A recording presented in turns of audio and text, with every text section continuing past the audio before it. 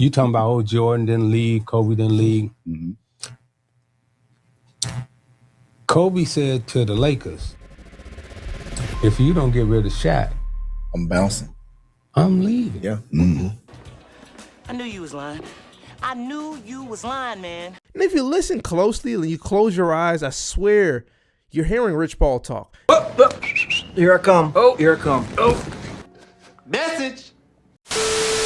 Ladies and gentlemen, I know the 1980s, when it comes to professional basketball, didn't pay the most. But it looks like one Isaiah Thomas is officially signed to Clutch Sports, because now he's not only slandering the GOAT, Michael Jordan, but he's slandering the baby GOAT, number 2, and my favorite player of all time, Kobe Bryant.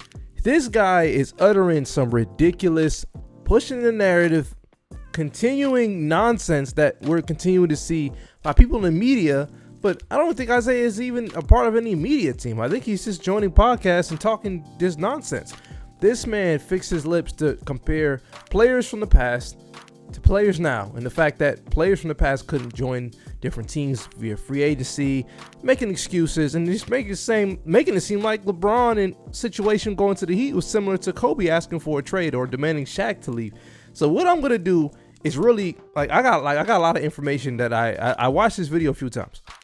So I got a lot of information that he said that I'm going to debunk. So if you're new to this channel, hit that subscribe, hit the bell so you get notified when I make new videos. And if you guys want to join and support this channel, would mean a lot. It's $6.99 a month. You'll get some perks and some other free things that I got in the future. But let's get into today's clip. Let's do it. We couldn't change teams. I was the president of the Players Association. And during my period of time, the whole fight was for free agency. We all wanted to be able to leave, change, and go to other places. Okay. But we couldn't. So when them older guys, my age bracket, start telling you, oh, I never would have changed him, they couldn't. Right. They couldn't leave the place that you were drafted. Wow. Yeah, there was no, Yeah. Mm-hmm. Now, the fact that LeBron left, for older guys like myself, I was happy to see him have the type of freedom to move around, because so many great players got stuck in organizations, got stuck with bad management, got stuck in places where they couldn't excel, and management never got the blame. And so during that period of time, we was fighting for players to leave. Now I want you got your little computer with you. You talking about old Jordan didn't leave, Kobe didn't leave. Kobe said to the Lakers, if you don't get rid of Shaq, I'm bouncing. I'm leaving. Yeah. Mm-hmm. Wait, why? They weren't getting along. They weren't. And I feel like Kobe he knew he was a bad man. No.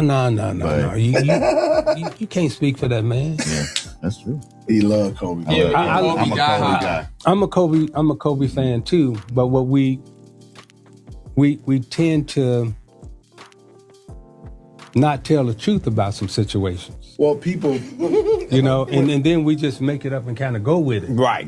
When people have when they love a certain player, they'll never say nothing that Love would make blinds them. You. They'll never say nothing that makes them feel like they just normal. They still people, and they still have, human, for sure. and they still have like, oh, I want to do this. Everybody got flaws. Everybody want to do something different. If you can go win over here, and if he can come over here, bring him. I mean, that's just human nature. Yeah, we all get to the point as players, right, where we want to win. Yes. And we look at our teammates and we say, can't win with this one. right. Exactly. Either I gotta go or he gotta go. But I can't win with this one, right? So he's talking about organizations, right? Let's start there with the organizations. LeBron joined 2 superstars and he went to a team that had already drafted a top 3, top 5 pick in the draft and a top 5 player in the NBA. So he didn't go to a team that had a great front office and they're going to figure it out and they're going to build a team around them and there's going to be 1 or 2 seasons where you're rebuilding and then they just have a good front office, a good organization. No. He went to a stacked team. Let's stop with that nonsense, all right? Another thing, when Kobe requested his trade to the Bulls in 2007, there's two different ways. So there's obviously the Shaq, and Kobe saying it's me or Shaq, and I'll leave if you're picking him. That's different. That was like, 04, 05.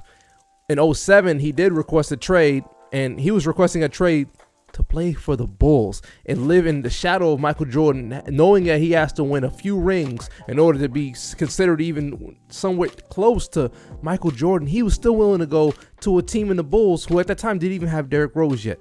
So they had the Luol Dengs, they had the Kirk Heinrichs, the Ben Gordons, stuff like that.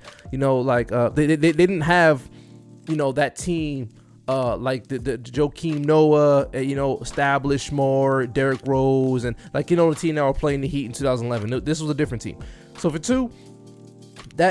Kobe to say, I don't want to play with Shaq no more, is like if LeBron James wins 2 rings with Dwayne Wade and he's saying, I don't want to play with Dwayne Wade no more.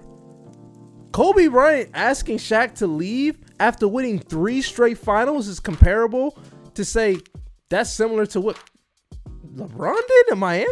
What? Are we kidding? Listen, let me break something down. Saying you want the player that supposedly, carried you to leave a team in order for you to prove you can win on your own, and because you obviously have some relationship issues there, like, are we just gonna ignore the fact that is challenging? That's not joining freaking two top 10 players in the NBA. That's saying get rid of one of the best players of all time because I can show you I can do this mano a mano, the Black Mamba. I'm him. I'm Kobe. That's what I do. I get buckets. I'm a leader. I'm going to win a championship with or without that dude, without the big fella. That's comparable to say I'm going to Miami to play with 2 guys who are in their prime and 26, 27 years old. Hell no. Stop it. And if you listen closely and you close your eyes, I swear you're hearing Rich Paul talk. And you even hear Isaiah. He's like, oh, don't speak for him. Don't speak for Kobe. You're not here. Don't speak for him. Like, bro, shut up. Like, he's becoming unlikable. Isaiah Thomas is one of the best point guards ever. One of the best little guys ever in this league. This man is really going to sit there and lie to the folks, making it seem like requesting a trade or saying me or Shaq is the same as joining a super team or having player empowerment. Nah, it's just telling the front office straight up, I don't want to work with this guy no more. And even though he's considered the best player on the team by some people, and I am, you're going to have to pick a side. That is not joining any forces and creating a cheap way to win rings. He got a lesser player and Paul Gasol as his number 2 and won just as much as Dwayne Wade, Chris Bosh, and LeBron together. That's how great Kobe Bryant is. What Isaiah Thomas is doing is sad. It's pathetic. And I don't hear him ever say anything good. He says, yeah, I love Kobe. I love Kobe. Great, you love Kobe and you don't hate Jordan is what he would probably say. I don't hate Jordan. I'm just telling the truth. That's probably what he would say, right? But think about this. Let me know a time where you're seeing him say anything negative about anybody besides Jordan and besides Kobe now. I don't see it. He doesn't. Where has he said anything negative about LeBron? When has he came out and said, "Oh, LeBron in 2011, man, I think that's what made him, he shrunk in that." Like, you never hear that. Well, you don't hear him talk about the flu game. Oh, Jordan wasn't really sick. Oh, he was really the hero in this. Like, you see, he wants to make narratives around debunking how great Michael Jordan was, but he won't add to the narrative, or not even the narrative, the reality of LeBron's failures, being 4-6, being completely have completely way better teams as far as talent wise and current talent in the league than Michael Jordan ever had. Michael Jordan, really talented player we had, it was Scottie Pippen, and Scottie Pippen was great as Scottie Pippen is. I think Dwayne Wade's a better player, just being honest. And I think when LeBron played, he played with superior talent, and his prime was longer. He played longer. He accomplished less with more. Still playing at a high level, still failing, and people making excuses. So when is Isaiah Thomas going to hold other players accountable, like Kevin Durant, another guy he's freaking sitting there sucking off, talking about he could have won 6 rings? You shitting me? He could have won 6 rings? The guy can't even get to the freaking conference finals without the Warriors. And since he played with James Harden and Russell Westbrook, he hasn't even been to the conference finals, and he played at the failed super team and failed super team. But yet he can win 6 rings, right? You hate Michael Jordan, Isaiah Thomas. Let's be real. Stop lying to the people. We're able to see things in real time, you know. You can't lie to us. You can't pee on my leg and tell me it's raining. It's not raining. You're peeing on my leg. And what you're doing is lying to the folks. And that's something that we don't tolerate here on Tyler Rose TV. So we call that bullshit out. If you're new to the channel, this is Tyler Rose TV. Make sure if you guys want to be a member, man, $6.99 a month. It'll really help me support this channel, help me grow. But besides that, make sure y'all hitting that subscribe and hitting the bell. And I'll see y'all on the next one. Let me know your thoughts down below. This is definitely something I had to talk about. I'll see y'all, man. Peace.